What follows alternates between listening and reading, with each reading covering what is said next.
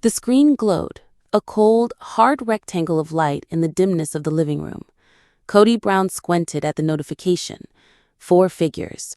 A familiar, sickening amount. The monthly child support payment had just been processed.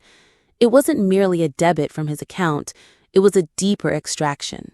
A monthly ritual of sacrifice that felt less like a financial transaction and more like a precise, agonizing surgical cut.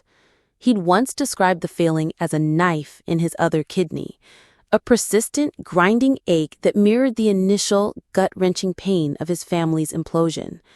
Tonight, the blade twisted, a fresh laceration alongside old, unhealed wounds.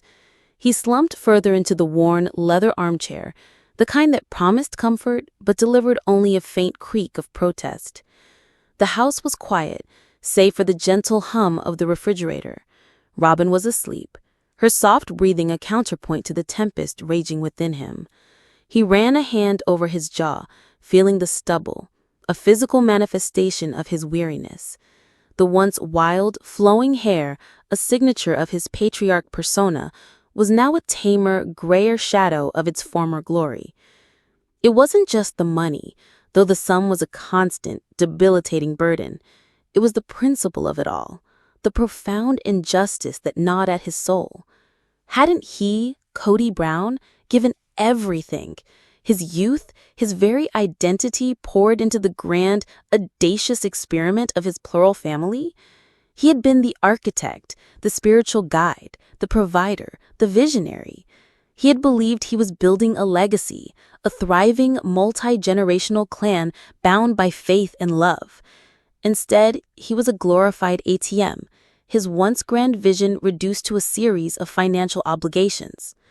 His mind, a reluctant time traveler, reeled back through the years, through the women who had once stood by his side. First, Mary. Always Mary. His first wife, the foundation upon which he'd built his dreams. She had been the quiet strength, the steadfast presence. Their early years a blur of fervent belief, of building something new, something more. He had been the undisputed center, the sun around which their planets revolved. He remembered her face, sometimes hopeful, sometimes shadowed, as he'd introduced Janelle, then Christine, into the fold. The strain had begun subtly then, a faint tremor beneath the grand facade of their united front. The feeling of being perpetually stretched, of never being enough for any one person, had begun with her.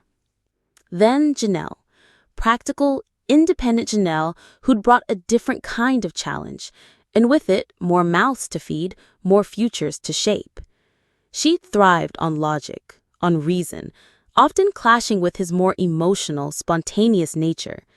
The children with Janelle, they were resilient, resourceful, mirroring their mother's strength.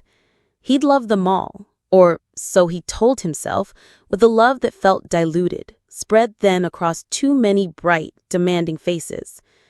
It was with Janelle that the financial complexities truly began to mount, the demands of maintaining separate households, each with its own needs and desires. And Christine, his sweet, spirited Christine. She'd arrived with an effervescent hopefulness that now seemed tragically misplaced. She'd given him his youngest, the one still echoing her laughter, still innocent enough to believe in fairy tales. It was her offspring primarily who dictated this monthly hemorrhage from his account. Her departure had been the most public, the most stinging, a betrayal that echoed across social media and through the very foundations of his fractured family. The first knife had plunged when the grand design had begun to unravel. It hadn't been a sudden stab, but a slow, agonizing twist, each woman detaching herself piece by agonizing piece. Mary, with her longing for something more, had drifted into her own world. Janelle, with her pragmatic independence, had simply stepped away from the emotional maelstrom, focusing on her children. Christine, the emotional heart, had ripped it out entirely, demanding a freedom he hadn't realized she'd been denied. He remembered the bitter recriminations, the public unraveling, the judgment that rained down from every direction. He'd lost homes, land, and above all, the illusion of control. He tried to hold it all together, to patch the gaping holes with promises and bluster, but the fabric was rotten. When the legal papers arrived, serving notice of formal separation and the cold, hard figures of child support, it had felt like a second, deeper stab. That was the first kidney, the one that still throbbed with phantom pain, a constant reminder of everything he'd poured into a dream that turned into a nightmare. Now this recurring payment, this was the knife in the other kidney. It wasn't the initial severance, it was the persistent, grinding attrition.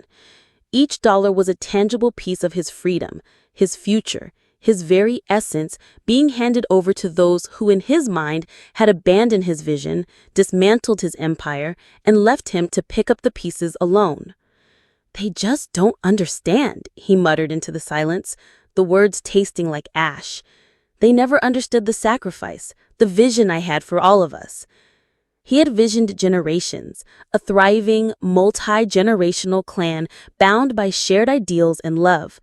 Instead, he was a glorified ATM, a historical footnote in their independent lives, reduced to a financial obligation. He saw pictures online of Mary's daughter achieving her dreams, Janelle's sons building their lives, Christine's children blossoming, seemingly untouched by the wreckage of his grand dream. While he bore the financial brunt, they were vibrant, thriving, seemingly happy, while he felt perpetually drained. Robyn stirred, a soft murmur escaping her lips. "Kody, are you okay?" He didn't answer immediately. He couldn't. His throat felt thick with unsaid grievances. She was the only one who truly understood, he told himself, the only one who had stood by him, who still believed in him. But even her presence, warm and comforting, couldn't erase the cold dread that settled in his gut each month. "Just the usual," he finally managed, his voice raspy. "Another payment gone." He thought of the sacrifices he'd made for them, the sleepless nights worrying about bills, the endless travel between homes, the emotional tightrope walk of balancing multiple relationships, trying to be present for every child, every wife. He'd suppressed his own desires, his own needs, all for the sake of the collective, for the children, for the principle of it all. And this was his reward? A monthly ransom note. He pulled up the banking app again, his thumb hovering over the transaction details. Each digit seemed to swell, a monument to his perceived martyrdom. He imagined the money flowing out, not into the hands of his children, whom he still loved, but into the coffers of his ex-wives, empowering them, validating their choices to leave, to dismantle his carefully constructed world. This wasn't about the kids. It was about control, about perpetual punishment. He told himself, a narrative he clung to fiercely. A sharp pain lanced through his side, a familiar phantom ache in his actual kidney, mirroring the emotional torment. He clutched his side, gritting his teeth. It was a psychosomatic response. He knew it, a physical manifestation of the mental anguish.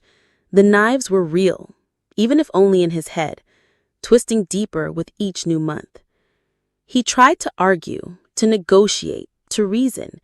He'd cited his own diminishing resources, the weight of supporting a new, singular household with Robyn, the economic downturns that seemed to target him specifically. But the legal machine was relentless, unyielding to his pleas of past contributions or present hardship. The numbers were the numbers, his responsibility, their right.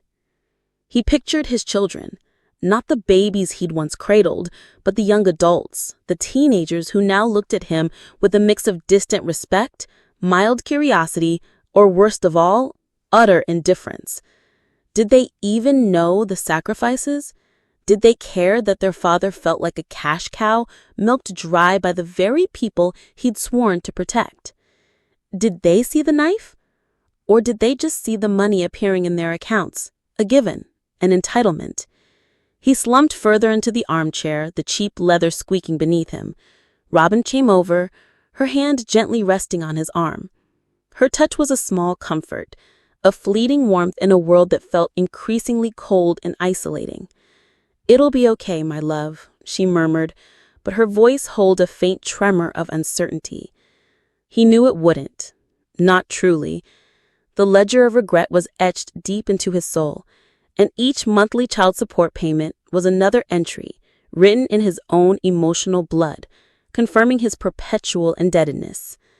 The knives would remain twisting with every transaction, a constant, agonizing reminder of a grand vision that had shattered, leaving him to pay for the shattered pieces. And the pain, the profound, kidney-deep pain, would endure, a silent, bitter companion in his diminished, perpetually indebted life.